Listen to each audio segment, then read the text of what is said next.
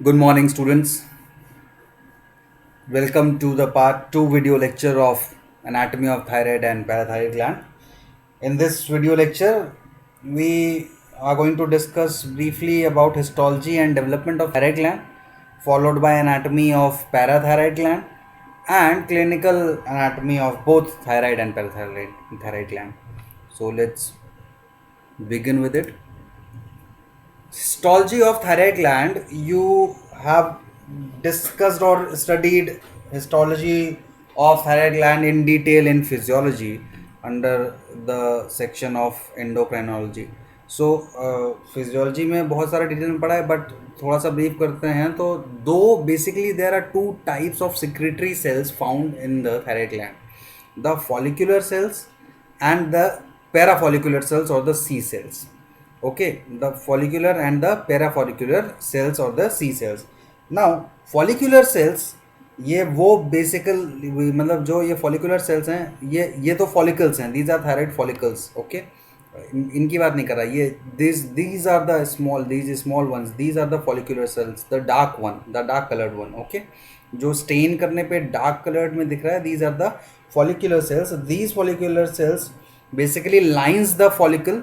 You can see it, yes, it lines the follicles, and these are the cells which secretes the T3 and T4, that is the triiodothyronine and the tetraiodothyronine. So triiodothyronine and the tetraiodothyronine or the thyroxine. सो ये T3 T4 hormone जो है वो दोनों secretion ये follicular sales करते हैं. And these follicular sales ये जो सिक्रीशन दे रहे हैं T3 T4 का, तो इनके फंक्शंस को आप ऑलरेडी जानते हैं, इसको ज़्यादा डिस्कस नहीं करूँगा. You know that the T3 and T4 regulate the basal metabolic rate. It will basically help in the somatic and psychic growth, and both the hormones basically, ये जो दोनों हॉर्मोन्स हैं ये totally in total growth of the individual, physical as well as mental growth of the individual जो है उसके लिए responsible होता है. अब पैराफॉलिकुलर सेल्स का बात करेंगे, सी सेल्स का. Talking about C cells, so C cells और the parafollicular cells, these are the light coloured cells. दिख रहा है ये देखो, द लाइट कलर्ड वन, जो लाइट स्टेन्ड सेल्स हैं, these are the parafollicular cells. These are fewer in number, कम हैं नंबर में, और ये फॉलिकुलर सेल्स के बीच में होते हैं, in between the follicular cells. मतलब फॉलिकुलर सेल्स के अरेंजमेंट के बीच बीच में कुछ पैराफॉलिकुलर सेल्स होते हैं, जैसे सी सेल्स कहते हैं. And they basically secrete the thyrocalcitonin hormone, which basically promotes deposition of calcium into the skeletal cells and the other tissues also. So skeletal tissues में या bones में कैल्शियम डिपोजिशन का जो प्रमोशन है या जो फंक्शन है वो तुम्हारा थायरोकैल्सिटोनिन हार्मोन की वजह से होता है, which is secreted from this parafollicular cells और द सी सेल्स. सो अभी हम पैराथायराइड ग्लैंड की बात करेंगे, पैराथॉर्मोन की बात करेंगे. तो पैराथॉर्मोन की जब बात करेंगे, पैराथॉर्मोन से इसका रिलेशन जो है वो अपोजिट है. ये बेसिकली हाइपोकैल्सीमिया कॉज कर रहा है, मतलब ब्लड में हाइपोकैल्सीमिया होगा, ब्लड में जो सीरम कैल्शियम लेवल है वो कम करेगा. ब्लड में जो कैल्शियम होगा, फ्री कैल्शियम, उसको वो स्केलेटल टिश्यूज़ में डिपॉजिट करने का काम ये थायरोकैल्सिटोनिन का होता है. So it has an opposite function as compared to the parathormone which is secreted from the parathyroid glands. Now how thyroid gland develops, वैसे तो developmental anatomy जो भी आप पढ़ते हैं that will be studied under embryology, but थोड़ा सा brief कर लेते हैं बिकॉज बहुत फ्रीक्वेंट क्वेश्चन आता है development of thyroid gland. So thyroid gland basically develops from the median endodermal thyroid diverticulum. अब ये मीडियन एंडोडर्मल थायराइड डाइवर्टिकुलम क्या है? Basically this median endodermal thyroid diverticulum, it originates from the और it grows from the front of the neck, from the floor of the primitive pharynx. This is the primitive pharynx. और ये जो primitive फैरिंग्स हैं उसमें देखो ये pouches हैं कुछ, there are 6 pharyngeal pouches, and ये जो 6 फेरेंजियल पाउचेस हैं, आर्चेस हैं, इसमें से 1 2 3 4, फिफ्थ जो है वो जैसे ही डेवलप होता है वैसे ही as soon as it develops it disappears. So fifth arch is disappeared here and this is the sixth one. So 1 2 3 4 and the sixth fifth one is disappeared. So in between the first and the second arch, in between the first arch, pharyngeal arch and the second pharyngeal arch, there is tuberculum impar. This tuberculum impar caudal to it or towards its tail side, caudal to it is a foramen known as foramen cecum. तो this is the side for foramen caecum. देखो ए part में तो ये जो है ये pharyngeal arch का floor दिख रहा है आपको, और इस फेरेंजियल आर्च के फ्लोर में जो पहला और दूसरा फर्स्ट और सेकंड फेरेंजियल आर्चेस हैं उनके बीच में there is a site for the foramen caecum. और ये जो फोरामेन सीकम है, दिस फोरामेन सीकम, इसी फोरामेन सीकम से ओरिजिन होता है और एक डक्ट का जिसको कहते हैं thyroglossal duct. This thyroglossal duct basically arises from the foramen caecum. Okay, और from this thyroglossal duct thyroid gland will develop. Okay, you can see from this thyroglossal duct thyroid gland will develop. From this the diverticulum of this thyroglossal duct the thyroid gland will develop and formed.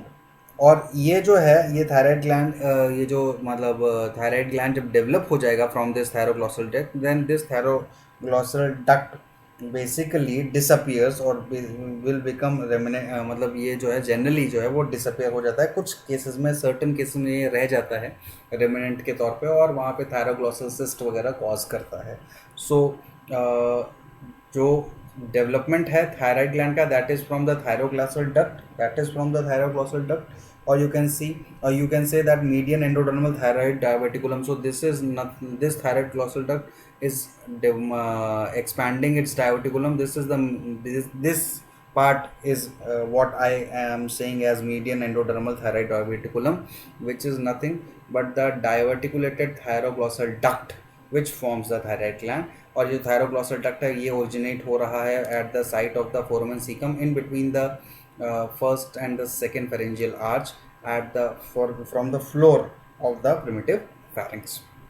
Okay, now we will discuss in brief about parathyroid glands. So what are parathyroid glands? Parathyroid glands are two pairs मतलब एक ये देखो superior and inferior, right superior and left superior and inferior and right superior and inferior.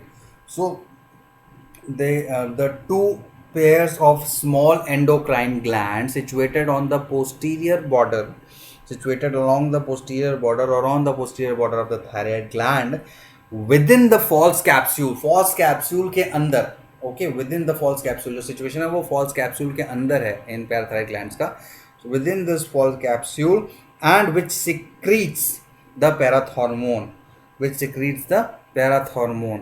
So 2 marks में अगर define करना है parathyroid gland, so you have to write this 2 pairs of very small endocrine glands which is situated on the posterior border of the thyroid gland within the false capsule which secretes the hormone, that is parathormone. अच्छा, these are the superior parathyroid glands and these are the inferior parathyroid glands. The superior parathyroid gland is also called as the parathyroid fourth because it basically this superior parathyroid gland basically develops from the fourth pharyngeal pouch, and जो inferior parathyroid gland हैं वो कहलाते हैं parathyroid gland 3. क्यों? क्योंकि वो third pharyngeal pouch से जो है डेवलप होते हैं. सो जिस नंबर ऑफ पाउच से डेवलप हो रहे हैं उसी के नाम से parathyroid fourth and parathyroid third के नाम से भी जाने जाते हैं. So if examiner asks you in viva wise what is parathyroid 4, then you must know that parathyroid 4 is nothing but the superior parathyroid gland. अच्छा, पैराथायराइड ग्लैंड सिक्रीट्स, मैंने बोला पैराथॉर्मोन जो हार्मोन है that is parathormone which basically is secreted from the parathyroid gland, and वो जो है वो basically calcium metabolism में रोल प्ले करता है. क्या करता है कैल्शियम मेटाबॉलिज्म में? It basically controls the calcium metabolism and phosphorus along with that thyrocalcitonin, thyrocalcitonin का हमने बात किया था जो कि सी सेल सिक्रीट कर रहा था, पैराफोलिकुलर सेल सिक्रीट कर रहा था। तो थायरोकैल्सिटोनिन के साथ मतलब थायराइड कैल्सिटोनिन को भी बेसिकली वो काम में जो है मतलब लेते हैं, यानी नेगेटिव और पॉजिटिव फीडबैक मैकेनिज्म। यहाँ पे फिजियोलॉजी तो डिस्कस नहीं करना चाहिए, बट थोड़ा सा ब्रीफ कर रहा हूँ कि नेगेटिव और पॉजिटिव फीडबैक मैकेनिज्म के थ्रू ये जो है हार्मोनल सिक्रेशन थायरोकैल्सिटोनिन और पैराथॉर्मोन वो रेगुलेट होते हैं। And with the help of the serum calcium, यानी ब्लड में कितना कैल्शियम लेवल है उसके हिसाब से भी सिक्रीशंस ऑफ दिस पैराथॉर्मोन जो है वो रेगुलेट होता है। और ये काम क्या है इस पैराथॉर्मोन का? It basically controls the metabolism of calcium and phosphorus. Okay, अच्छा अगर डायमेंशंस का बात कर लेते हैं थोड़ा सा, तो देख लो एक छोटा छोटा ओवल शेप में है these glands, these parathyroid glands are basically oval in shape and is basically of a size of pea, एक स्प्लिट पी, एक मटर के दाने की तरह जो है उतना सा साइज है इसका। तो जो मेजरमेंट है that is around 6x4x2 millimetres में बात कर रहा हूँ मैं, 6 millimetre length into breadth 4 millimetre और विथ 2 मिलीमीटर सॉरी। एंड अगर वेट का बात करें तो मात्र और मात्र 50 milligrams, each parathyroid gland measures 50 milligrams. Okay, now position and blood supply of parathyroid gland वो बात कर लेते हैं। तो पोजीशन का बात अगर करें तो पोजीशन सुपीरियर पैराथायराइड ग्लैंड का जो है वो मोर और लेस हमने डिफिनेशन में डिफाइन किया कि पोस्टीरियर बॉर्डर पे सिचुएटेड है, तो that is correct. But superior parathyroid gland more or less काफ़ी स्थिर रहता है, काफ़ी कांस्टेंट है अपने पोजीशन में। लेकिन इंफीरियर पैराथायराइड ग्लैंड जैसे इस फिगर में दिख रहा है ये वैरी करता है पोजीशन में। तो पहले सुपीरियर पैराथायराइड ग्लैंड का बात करें तो where the posterior branch of the superior thyroid artery and the ascending branch of the inferior thyroid artery is anastomosing, तो उधर ही basically this the superior parathyroid gland lies in the middle of the posterior border। जो posterior border है parathyroid gland thyroid gland का, उसके बीचों बीच उसके middle पे ही ये सुपीरियर पैराथायराइड ग्लैंड सिचुएटेड होंगे near the anastomosis which is formed in between the superior thyroid artery and the inferior thyroid artery. Okay, and अगर इंफीरियर पैराथायराइड ग्लैंड के situation का बात करें तो ये काफ़ी वेरिएबल है सिचुएशन में या पोजीशन में। यू कैन सी अलग अलग जगह हो सकता है। इट कैन लाई, अगर हम बात करें तो कभी कभी thyroid capsule with in the thyroid capsule जो है वो लाई करता है, एंड कभी कभी थायराइड कैप्सूल के बाहर भी लाई कर सकता है। अगर विद इन थायराइड कैप्सूल लाई करेगा तो बेसिकली वो लाई करेगा below the thyroid inferior thyroid artery. So inferior thyroid artery के नीचे जो है लाई अगर कर रहा है तो वो जो लोग वहाँ ज़रूर वो with in the thyroid capsule होगा। अगर थायराइड कैप्सूल के अंदर है तो इंफीरियर थायराइड आर्टरी के नीचे होगा, और अगर थायराइड कैप्सूल के बाहर है या पीछे है so that will be above the inferior thyroid artery. So देखो इंफीरियर थायराइड आर्टरी के ऊपर है तो यहाँ मतलब इसका मतलब ये थायराइड कैप्सूल से बाहर है, और अगर इंफीरियर थायराइड आर्टरी के नीचे मिल रहा है दैट मीन्स कैप्सूल के अंदर मिलेगा। उसके अलावा कभी कभी ये जो है वो लोब के सब्सटेंस में भी विद इन द लोब भी सिचुएटेड रहता है, विद इन द लोब भी मिल सकता है। एंड लोब के विद इन द लोब मिलेगा तो that will be ventral to the, यहाँ पे हमने रिकरेंट लैरिंजियल नर्व पढ़ा था ना, रिकरेंट लैरिंजियल नर्व डिस्कस किया था। सो रिकरेंट लैरिंजियल नर्व के वेंट्रल रहेगा अगर ये पैराथायराइड ग्लैंड जो है वो लोब के सब्सटेंस के अंदर यानी within the thyroid gland मिलेगा तब। अगर within the thyroid gland within the substance of thyroid gland situated होगा तो then it will be ventral to the recurrent laryngeal nerve. अच्छा, ब्लड सप्लाई का अगर बात करें पैराथायराइड ग्लैंड के नर्व सब देखो, लिम्फेटिक्स और वेनस ड्रेनेज तो जो है वो थायराइड ग्लैंड का जैसा था, या थाइमस ग्लैंड में जो थाइमस ग्लैंड अभी अपन ने पढ़ा नहीं, पर थाइमस ग्लैंड में जो लिम्फेटिक्स या वेनस ड्रेनेज की बात करेंगे या थायराइड ग्लैंड के जो वेनस ड्रेनेज है वही वेनस ड्रेनेज पैराथायराइड ग्लैंड का भी होगा। ब्लड सप्लाई यानी आर्टीरियल सप्लाई का बात करें तो पैराथायराइड ग्लैंड में जो सुपीरियर पैराथायराइड ग्लैंड है that will be supplied with the help of branches from the anastomosis between the superior and inferior thyroid artery, and the inferior parathyroid gland has branches directly from the inferior thyroid artery। तो blood supply जो लिखना है तो याद रखना है कि directly inferior thyroid artery से कुछ ब्रांचेस मिलेंगे इंफीरियर पैराथायराइड ग्लैंड को, और सुपीरियर पैराथायराइड ग्लैंड की बात करें तो वहाँ जो ब्रांचेस आएंगी आर्टरी की that will be from the anastomosis between the superior and the inferior thyroid arteries. Venous drainage और lymphatics same as thyroid gland. Nerve supply का बात करें तो नर्व सप्लाई जैसा कि बताया था मैंने, थायराइड ग्लैंड का नर्व सप्लाई जब डिस्कस कर रहे थे प्रीवियस लेक्चर में, तो उस समय भी थोड़ा सा ब्रीफ कर दिया था। सो superior cervical ganglion and middle cervical ganglion से नर्व सप्लाई जो है, नर्व फाइबर्स जो है, vasomotor nerve fibres basically derive होंगे, और वो डायरेक्टली पैराथायराइड ग्लैंड को सप्लाई करेंगे या through the inferior thyroid plexus जो है वो सप्लाई कर सकते हैं, इनर्वेट कर सकते हैं जनरली। लेकिन सिर्फ नर्व सप्लाई या नर्व्स इनोवेशन की वजह से ही जो फंक्शन ऑफ पैराथायराइड ग्लैंड है या पैराथायराइड एक्टिविटी जो है वो कंट्रोल नहीं होता। It is controlled by the blood calcium level. And blood calcium level का मतलब ऐसा होगा कि जब when there is low value of serum calcium और low level of serum calcium, यानी कैल्शियम का लेवल ब्लड में कम होगा, then the function of this parathyroid gland will be stimulated. और जब सीरम कैल्शियम हाई होगा, यानी जब कैल्शियम लेवल ब्लड में ज़्यादा होगा, तो जो ये पैराथायराइड ग्लैंड का फंक्शन है वो इनहिबिट हो जाएगा और थायरोकैल्सिटोनिन का फंक्शन जो है वो प्रोमोट हो जाएगा। तो थायरोकैल्सिटोनिन जब प्रोमोट होगा फंक्शन, तो ये इनहिबिट कर देगा पैराथ हार्मोन को, और जब पैराथ हार्मोन प्रोमोट होगा तो थायरोकैल्सिटोनिन को के फंक्शन को इनहिबिट करेगा। ये बेसिकली तो फिजियोलॉजी में बहुत डिटेल में आप पढ़ोगे, but in case of parathyroid gland ये हमेशा ध्यान रखना आप कि serum calcium level will be responsible for proper functioning of parathyroid gland. Now we will discuss about clinical anatomy of thyroid and parathyroid gland. तो पहले thyroid gland के clinical discuss करेंगे, then parathyroid gland discuss करेंगे। So how to palpate the thyroid gland, मतलब कैसे palpate करें, हाथों से कैसे छू के थायराइड ग्लैंड जो है वो स्ट्रक्चर में नॉर्मल है या कोई स्वेलिंग तो नहीं है, वो कैसे पता लगाएं। So for palpation of thyroid gland you have to stand behind the subject, यानी पेशेंट के पीछे खड़े रहना है, एंड बिहाइंड पीछे से हाथ को देखो आगे लेके, और फिंगर्स से from the pulp of the finger you have to palpate the thyroid gland.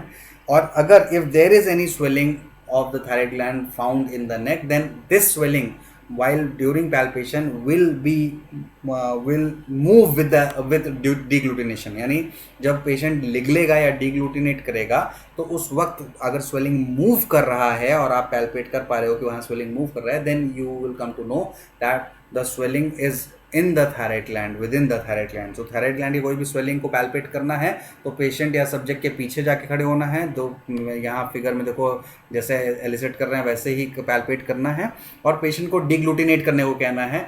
और अगर कोई स्वेलिंग फील हो रही है, कुछ लग रहा है कि कोई स्वेलिंग है और वो डिग्लूटिनेशन के साथ मूव कर रही है, then that swelling will be due to any pathology और any swelling in the thyroid gland. Thyroidectomy की अगर बात करें, the removal of thyroid gland is called as thyroid और known as thyroidectomy. And thyroidectomy जो है वो बेसिकली देखो यहाँ पे lobectomy, subtotal thyroidectomy and total thyroidectomy तीन कैटेगरी में बांटा जाता है। लोबेक्टमी की बात कर रहे हैं, lobectomy is generally performed when tumour is restricted.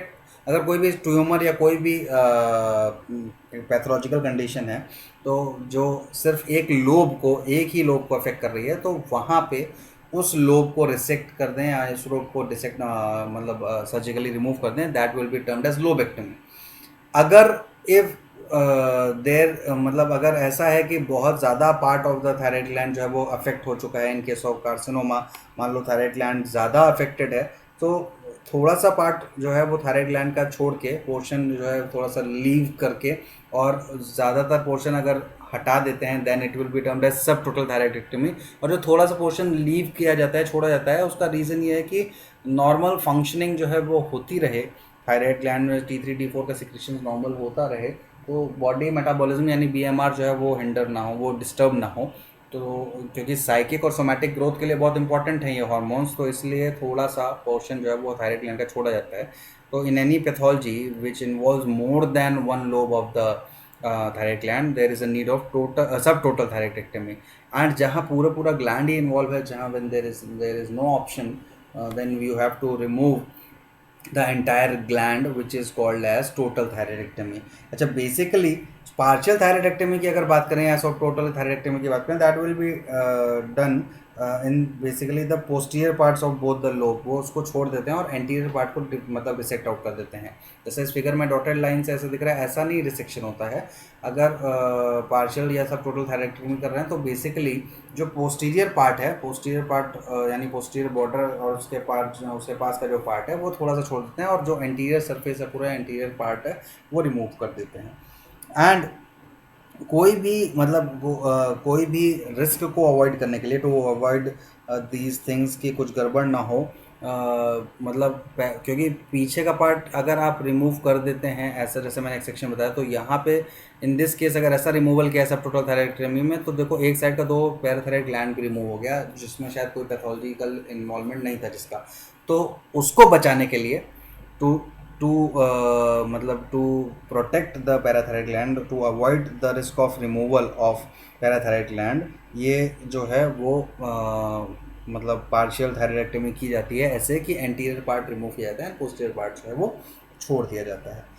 And generally किन कंडीशंस में हो सकता है, तो कार्सिनोमा में हो सकता है थायरॉइडेक्टमी, हाइपरथायराइडिज्म में, थायरोटॉक्सिकोसिस में, यानी कि हाइपरथायराइडिज्म या थायरोटॉक्सिकोसिस एक ही बात है, तो उस कंडीशंस में भी हो सकता है। पोस्ट ऑपरेटिव मतलब कभी कभी क्या होता है कि कुछ और कंडीशंस नेक में कुछ और आसपास कहीं और कार्सिनोमा है, और वो जो है वो कार्सिनोमा थ्रू लिम्फ चैनल्स जो है थायराइड ग्लैंड को अफेक्ट कर रहा है, तो वहाँ उस केस में भी थायराइडेक्टमी, जो भी लोब इन्वॉल्व है वहाँ लोबेक्टोमी जो है वो किया जा सकता है।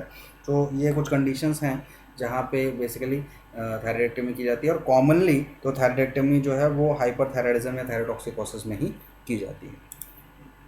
नाउ हाइपर थायराइडिज्म जो है, हाइपरथायराइडिज्म क्या है, as the name itself suggest, hyper means ज़्यादा, तो थायराइड फंक्शंस जब इंक्रीज हो जाता है leading to the enlarge thyroid gland और goitre, goiter means nothing but the swelling or any type of swelling found in the thyroid gland can be termed as goiter। तो patho ये सब practice of medicine में आप बहुत detail में जाओगे, goitre जो है वो क्या कहलाता है, किस किस कारण से होता है। जैसे आप जनरली जानते हो कि आयोडीन डिफिशिएंसी की वजह से गोइटर होता है। उसके अलावा कुछ और कंडीशंस हैं, कुछ हार्मोनल इम्बैलेंस की वजह से भी गोइटर हो सकता है, कुछ और पैथोलॉजिकल कंडीशंस में गोइटर कॉज हो सकता है। तो अभी कॉज पर अपन डिस्कस नहीं कर रहे हैं, अभी टर्म्स की बात करें। So hyperthyroidism is nothing but excessive functioning of the thyroid gland leading to excessive secretion of the T3 T4, और उसकी वजह से क्या होगा कि क्योंकि वो हार्मोन्स बेसल मेटाबॉलिक रेट को जो है वो रेगुलेट कर रहे हैं, तो इंक्रीज्ड बेसल मेटाबॉलिक रेट होगा, जिसकी वजह से जो सिम्टम्स आएंगे वो आपको वेट लॉस मिलेगा, बल्जिंग आइज मिलेगा, स्वेलिंग, गोइटर स्वेलिंग मिल सकते हैं, एनलार्ज थायराइड ग्लैंड मिल सकता है। तो these are some symptoms which is due to the excessive hormonal secretion और excessive functioning of the thyroid gland, that is termed as hyperthyroidism.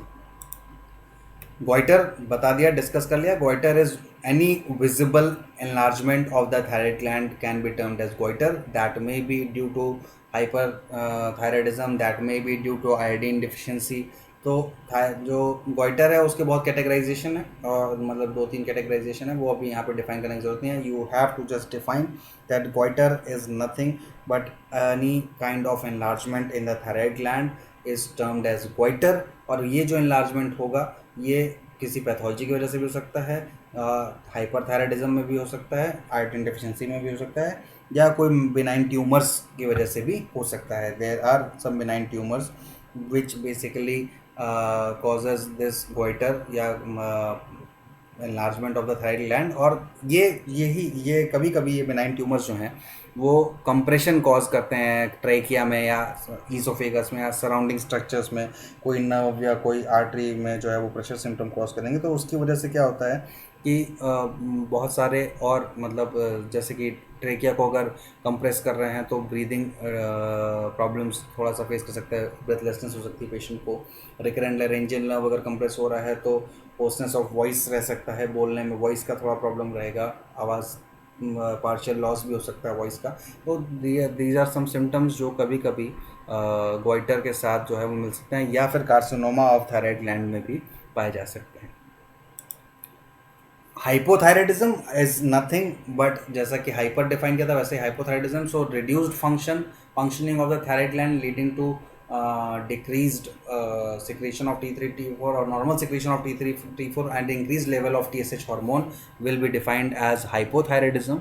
और hypothyroidism में ये देखो बहुत सारे सिम्टम्स हैं, बट मोटा मोटा भी ये जानो आप कि हाइपोथायराइडिज्म में जबकि हमारा थायराइड का हार्मोन का थायराइड ग्लैंड का सिक्रीशंस या फंक्शंस जो हैं वो कम हो रहा है या मतलब रिड्यूस हो गया है, तो उस कंडीशन में क्या होगा कि बीएमआर की अपन बात कर रहे थे, बेसल मेटाबॉलिक रेट का, तो वो स्लो डाउन हो जाएगा। जब हाइपर की बात करें तो वहाँ बीएमआर इंक्रीज हो रहा है, हाइपोथायराइडिज्म में बीएमआर डिक्रीज हो रहा है।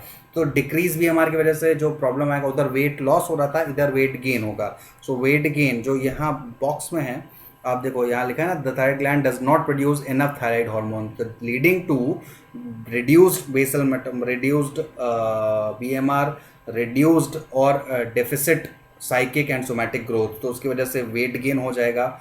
साइकिक ग्रोथ कम है तो पुअर मेमोरी होगी, सोमैटिक ग्रोथ कम है उसकी वजह से intolerance to cold, feeling of tiredness वगैरह रहेगा। और ये और बहुत सारे सिम्टम्स हैं जो आपको पिक्चर ऑफ हाइपोथायराइडिज्म शो करते हैं। बट आपको ये सिम्टम्स याद रखने का जरूरत नहीं है, you only have to remember that if the thyroid gland does not produce enough thyroid hormone और if the function of the thyroid gland is reduced or hindered, then the clinical condition is termed as hypothyroidism, and इस case में BMR reduce हो जाएगा, there will be deficit psychic and somatic growth leading to weight gain, poor memory and feeling of tiredness.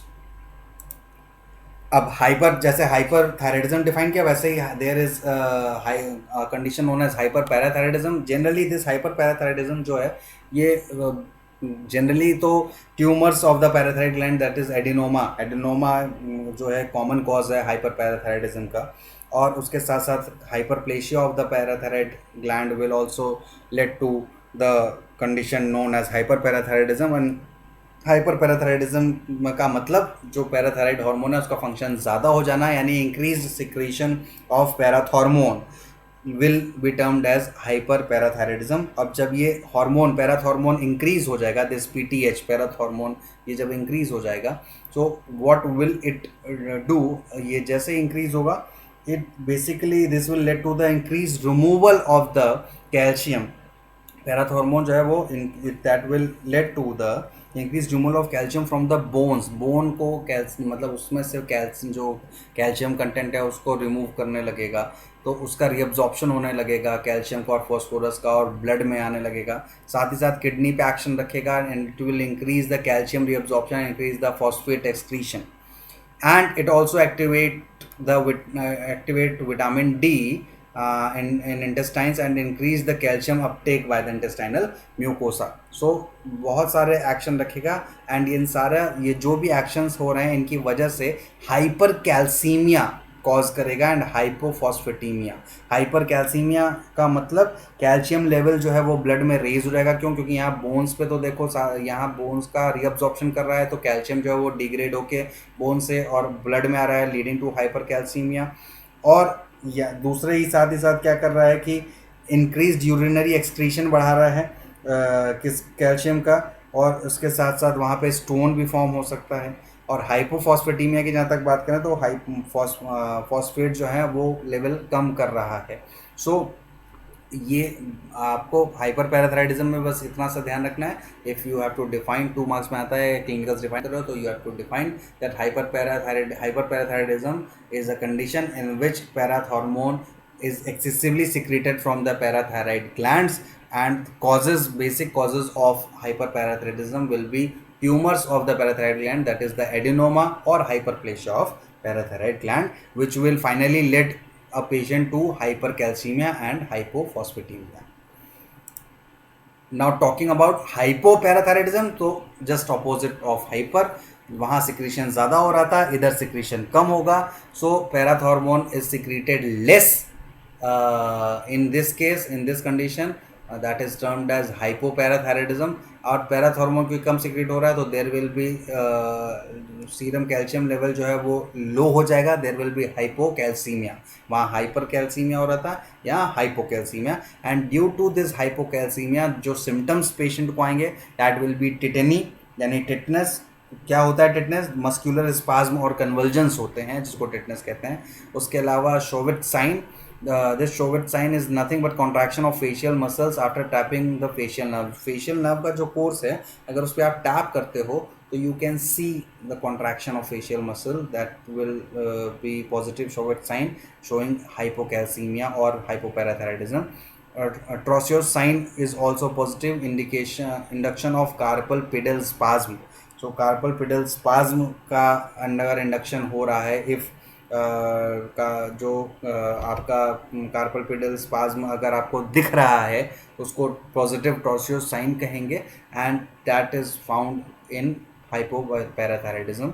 Then paraesthesia भी मिल सकता है। पेरेस्थीसिया जो है वो क्या है, पेरेस्थीसिया का मतलब है कि बेसिकली यहाँ पे जो पैथोलॉजी है वो मस्क्यूलो नर्वोमस्कुलर या न्यूरोमस्कुलर इरिटेबिलिटी इंक्रीज हो जा रही है। तो पेरेस्थेसिस मतलब फिंगर टिप्स पे ऐसे झंझनाहट सा सेंसेशन, कुछ अलग से कुछ अब नॉर्मल सेंसेशंस फील होंगे, दैट इज पेरेस्थेसियास, एंड वो फिंगर टिप्स पे बेसिकली मिलेंगे, या पेरीओरल भी माउथ में भी मिल सकते हैं। साथ ही साथ आपको ईसीजी में प्रोलॉन्ग्ड क्यूटी इंटरवल भी देखने को मिल सकता है। सो आपको as a first year student इतना सारा याद रखने का जरूरत नहीं है साइंस का, एंड ये सब फाइनल ईयर के लिए इंपॉर्टेंट है। You just have to remember that hypoparathyroidism is a condition which led to the low level of parathormone or reduced secretion of parathormone from the parathyroid gland, leading to hypocalcemia, and causes of this hypoparathyroidism are some thyroid surgery। मतलब क्या होता है, कभी कभी thyroidectomy के दौरान अगर simultaneously parathyroid hormone parathyroid gland remove हो गया तो रिड्यूस्ड सिक्रीशन हो जाएगा पैराथॉर्मोन का, या फिर पैराथायराइड सर्जिकली रिमूव कर दिया गया तो पीटीएच रिड्यूस्ड जो है वो जाएगा। और in certain autoimmune conditions, in some familial conditions और इडियोपैथिक मतलब सम अननोन कंडीशंस, कभी कभी पैराथॉर्मोन का सिक्रेशन जो है वो कम हो जाता है पैराथायराइड हार्मोन से पैराथायराइड ग्लैंड से, लीडिंग टू द हाइपोपैराथायराइडिज्म। और जो मेन जो पैथोलॉजिकल चेंजेस मिलेंगे that is hypocalcaemia, that is serum calcium जो है वो लो हो जाएगा, यानी ब्लड में कैल्शियम लेवल लो हो जाएगा, leading to the following symptoms और signs. So that is all in thyroid and parathyroid gland. हमने बहुत ही डिटेल में थायराइड और पैराथायराइड ग्लैंड को डिस्कस किया है। Now in forthcoming lectures we will move on to some more deep structures of the neck. Glands का अगर बात करें नेक के, तो डीप स्ट्रक्चर्स में तो basically thyroid and parathyroid gland के हैं, थाइमस ग्लैंड भी जो है वो मेंशन है। तो थाइमस ग्लैंड बहुत छोटा बहुत ही ब्रीफ डिस्क्रिप्शन है, बिकॉज थाइमस ग्लैंड कुछ सब्जेक्ट्स में कई बार नहीं भी देखने को मिलता। तो थायराइड ग्लैंड पैराथायराइड ग्लैंड के बाद थाइमस ग्लैंड डिस्कस कर सकते हैं, और नहीं तो सम अदर डीप स्ट्रक्चर्स जैसे कि कुछ आर्टरीज, कुछ नर्व्स, उनकी बात करेंगे। और मसल्स का बात करें, स्कैलेनी मसल को डिस्कस करना है। So in next video lecture I will try to summarise scaleni muscle along with the cervical plexus.